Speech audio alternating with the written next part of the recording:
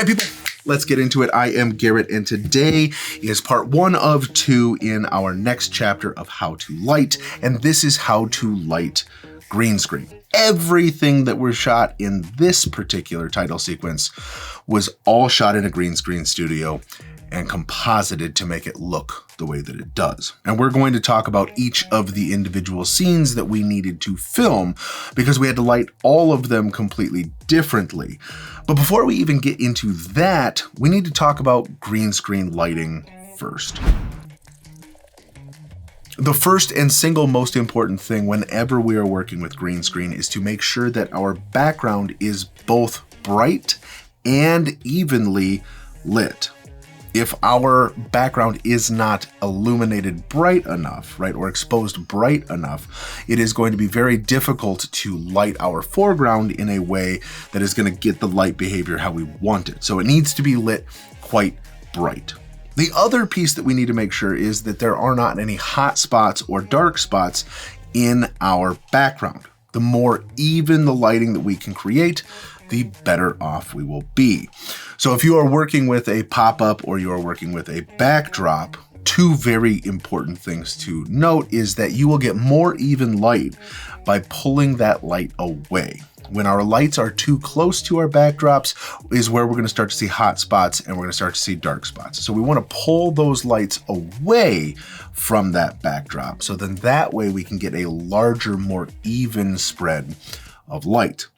It's also helpful to have light coming from more than one direction, especially if you're working with muslin fabric, because muslin fabric can very, very easily become wrinkled, and wrinkles create shadows, shadows create dark spots, and that's going to make it more difficult to key. The more even and bright we can illuminate our green screen, the easier time we're going to have compositing in post. And like with everything we're going to talk about today, the more work we do on the front end, the easier it is for us on the back end. If we don't take the time to do the work now, editing, compositing, and coloring is going to be very, very difficult. So light bright and light even. The second principle when lighting for a green screen is spill and how to avoid it. The best way we can avoid spill is to make sure that our subjects are pulled as far away from our background as possible while still maintaining enough green screen in the frame to block our subject. If we're too far away, obviously our subject is going to be clipped around the green screen, depending on the size of the screen that we're working with, and it's going to make compositing much more difficult because you're going to have to roto everything. So we do want to make sure that there's green entirely around our subject. But if we are too close to the green screen, especially because we've already made sure that our green screen is lit bright and it is lit evenly, we're going to get a lot of green spill falling onto our subjects. And the more spill we have on our subjects, the harder it's going to be to pull a clean key. So making sure that we pull our subject off of the background or as far away from the background as we can while maintaining the proper framing is going to ensure we eliminate as much spill as we can. Now in our case, because we were filming in a psych studio, there was green everywhere, right? It was 90-degree walls, it was on the floor, it was all over the place. So in our case, we did of course pull our subject as far away from the background as we could, but then we also mitigated the spill by bringing in negative fill on the sides and on the floor so we could eliminate as much of that bounced spill as we could. The third principle for getting a good clean shot is to make sure that we have a fairly long aperture. We don't want to shoot with a shallow depth of field, right? Or with our lens wide open. And that's because shallow depth of field creates obviously blur or bokeh, right? And the more blur we have, again, the more difficult it is going to be to properly key that shot. So by creating a longer depth of field, right, by closing down our lens and having a longer aperture on it, is going to make sure that more of our subject is going to be tack sharp. And the more tack sharp our image is going to be, the easier it's going to be to key. Light, bright, and even. Separate your foreground from your background to eliminate spill, and then of course make sure that our aperture is longer than you otherwise would to ensure that you're getting nice crispy edges. Last thing, it's not like a full principle, but just kind of a good thing to keep in mind, is make sure when you are setting the exposure of your camera, you're working with your camera settings to get the right exposure for your shot. Make sure that your camera is exposed for your background. You want that green to be coming in right at that neutral 50. The reason we want to expose for that is if it gets too hot or if it gets too dark, again, pulling a key is going to be really tough. So setting your exposure there and then adjusting your foreground and subject lighting accordingly is going to make sure that you get a really, really clean key. If our foreground lights are too bright and we adjust for that, our background's going to go too dark, keying is going to be tough. If our foreground lights are not bright enough, right, for our background, then we're going to get a nice green, but we're actually not going to get our subject lit or illuminated in a way that's going to feel like they belong in the world that we're putting them.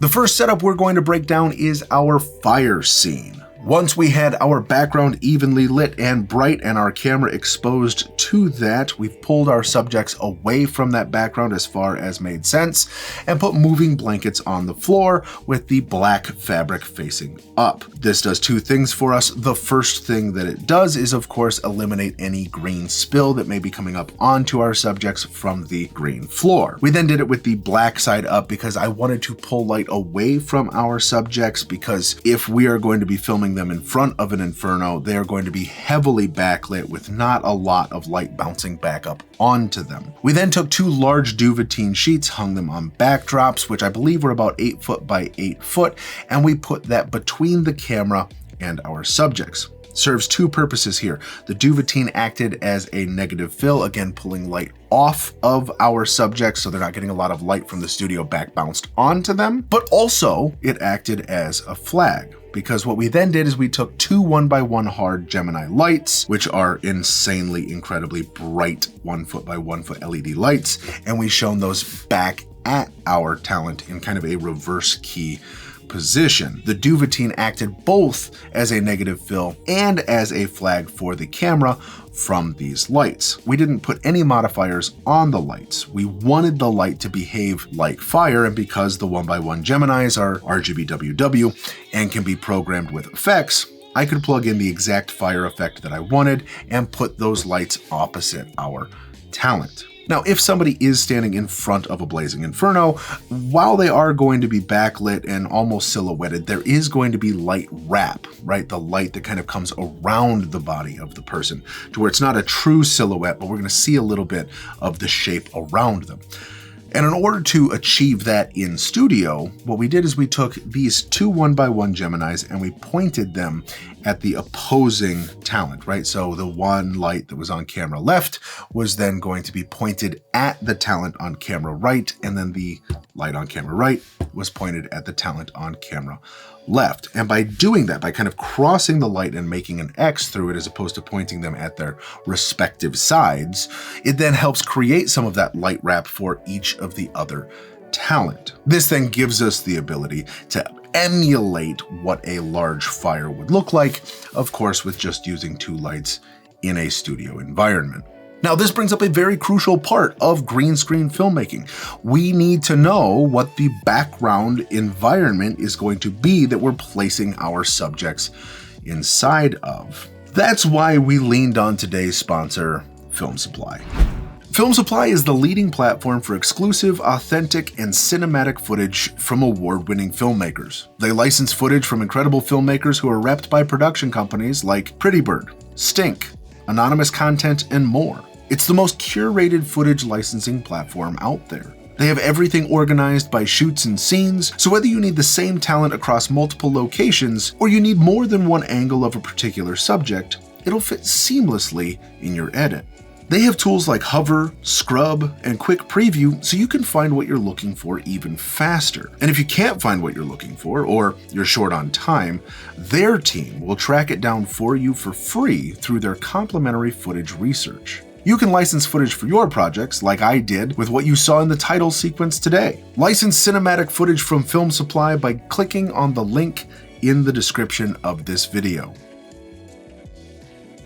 All of the background elements, all of the environments, all of the compositing that we put our talent into is all footage licensed through Film Supply. So if you want to check them out, what they have to offer, or incorporate some high quality footage into your next project, of course, links are in the description below. Now, if you want to know how we composited this to make it, of course, look like it's real fire, make sure that you are subscribed for part 2, because part 2, we are going to be diving into the edit and compositing of this title sequence. With fire now complete and out of the way, we are going to our second setup, which is the opposite of fire, water.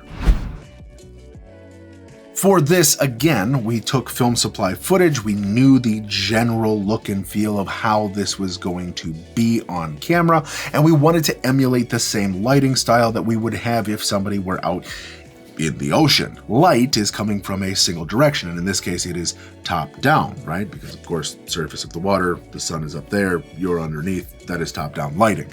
So to emulate that, we took those same Duvetine sheets, those 8-foot by 8-foot Duvetine sheets, and instead of having them perpendicular to the camera, we put them parallel to the camera to sandwich our subject in our frame. Again, this is to eliminate both spill and to act as a negative fill to pull light away from the sides of our subject to keep it very focused on our top down. We took our 1x1 Gemini Hard, threw it in a snap bag with a grid. It's like a softbox, but you don't have to put diffusion on it. In this case, we just wanted the directional light. Threw that on a combo stand, put that overhead of our talent, had it lit to daylight balanced light, and that was our main key light. Now again, going back to separating our foreground from our background, we then of course could also use an edge light. This is called a crown light, hair light, cut light, backlight. There's a lot of names for it. They all do slightly different things, but in the end, the idea is to separate our foreground from our background. And for that, we took a double rainbow. It's a 4-foot tube light. It is an incredibly beautiful light fixture created by Quasar Science. We put that up and over our subject from behind, so then that way, again, it would reinforce the overhead lighting, but create that really nice, sharp separation between our subject and the background. With the lighting in place, I could then move the camera around to get our overhead shot, to get our head-on shot, all the other things that we may need for this, knowing that the behavior of our lighting environment would emulate being underwater. Setups 3 and 4 are different than 1 and 2. 1 and 2, we were putting people into environments, and 3 and 4, we are going to be putting environments into people. It's a little different, right? In photography, we would call that double exposure photography. In video, it's not quite the same, especially when we're talking about shooting digitally, but the effect that we can create is quite similar. If you want to see how we composite and edit our footage to look that way, make sure that you hit that little bell icon, because of course, we're going to be talking about that in part 2, which is how we edit and composite for that. All that to say, our third setup is for the woman with the broad hat. Anytime we're talking about a large hat or anything that is going to be that close to a person's face and create that big of a shadow, we need to be mindful of not only the intensity of that shadow, but the behavior of the light that creates the shadow, right? We want this to be attractive on our subject, so we don't want really hard, really harsh lines coming from our shadows. So to do that, we need a very large surface area light, which is going to then create a very soft light, which is still going to give us the contrast that we want in our shadows without the ugly nature of a hard line shadow. So to do that, we took a 3-foot by 6-foot bounce board, and we took that up on C-stands up and over our subject, and we took both of our 1x1 hard Gemini lights,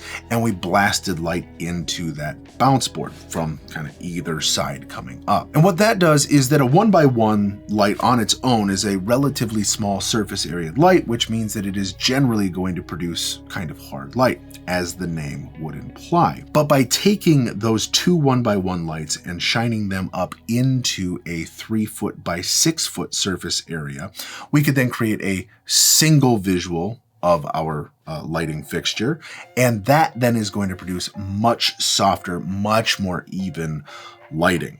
which is great, but we didn't want it to all be soft. We did, of course, want to still have some really nice edges on there because that contrast is how you create this double exposure effect. If it's all even and all soft, you're not going to get really nice double exposure effects out of it. So to get a really nice hard edge light, we took an Astra 6X, we put that kind of 30 degrees behind our subject, took it all the way up on a C-stand, shone it down, and that gave us a really, really nice edge light, which kind of cut across the shoulder and the neck of the woman with the broad hat, which gives us that really nice crunchy contrast. So soft light contrasted with harsh light. The fourth setup effectively works the same way as the third, but instead of being for the woman with the broad hat, we now are working with the man with the headphones, and then of course our final frame, which is the man yelling directly into the camera. And because that's the hero shot, we really needed that shot to sing. So we sat our talent down at a neutral colored table. In this case, it was a light gray table. And depending on the shot, we either left the table gray as being a neutral bounce, or we took that bounce card we used from earlier and set it onto the table to then have a white bounce coming up onto our subject. We then created a floppy. I didn't have any on set, so we took two 2x3 frames and we took that black moving blanket that we used before to create the floppy, which is essentially just a framed overhead flag with then a drape kind of down the side, which acts as a multi-access negative fill, right, or a flag. So in this case, we wanted to pull light off of the entire side of one face to again build that contrast from one side to the other. We then took the key light, which of course is our 1x1 hard, put it back into our snap bag, which is that softbox, threw, I believe, a quarter stop of diffusion over that along with our grid, and pointed that down at our subject. Always use grids. Grids are amazing for multiple things. One, they don't change the behavior of the light, they just eliminate spill. So that way we can have the type of light that we want, in this case, directional but soft light, without having to worry about that light bouncing all over the place and creating too much evenness through bounce. So putting the grid on it helped focus that light, and then having that floppy on the other side again allowed us to have that contrast between the two. Opposite our key, we put that Astra 6X again to act as our cut light or our backlight, just to give us some nice edges around our subject on that same shadow side. We'll get more into this in part 2, but for setups 3 and 4, the reason we filmed those on a green screen is because in order to get your double exposure effect, you need to have really clean mats, and to get clean mats when pulling off of original footage that's just shot out in the world can be quite tough. So we can eliminate a lot of the work needed for a double exposure shot by starting with a green screen environment, which is going to immediately create those nice clean mats for us. So when you are lighting green screen, make sure that your green screen is lit evenly. Pull your lights away to make sure that they're getting more spread to evenly light it.